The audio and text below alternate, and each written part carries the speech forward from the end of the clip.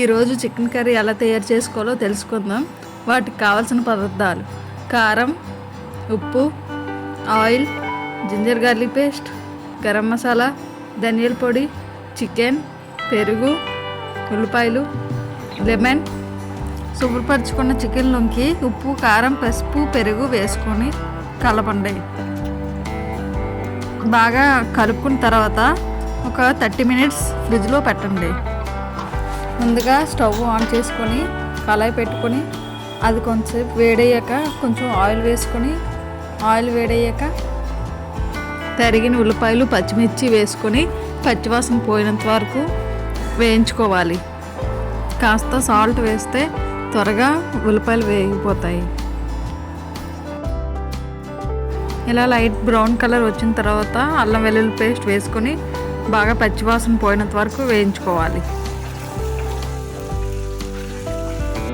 మనం మ్యాగ్నేట్ చేసిన చికెన్ని ఫ్రిడ్జ్లో నుంచి బయటకు తీసుకోండి.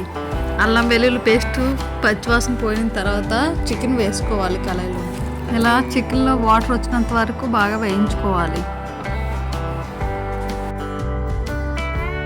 మూత పెట్టుకుంటే ఇంకా ఫాస్ట్గా ఉడికిపోతుంది.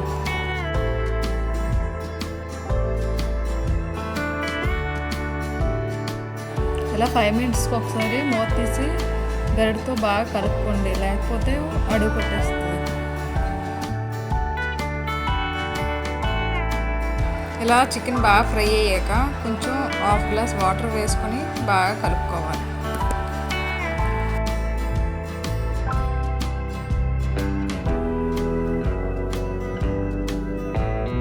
రుచికి తగ్గట్టుగా కొంచెం కారం, గరం మసాలా యాడ్ చేసుకొని బాగా కలుపుకోవాలి.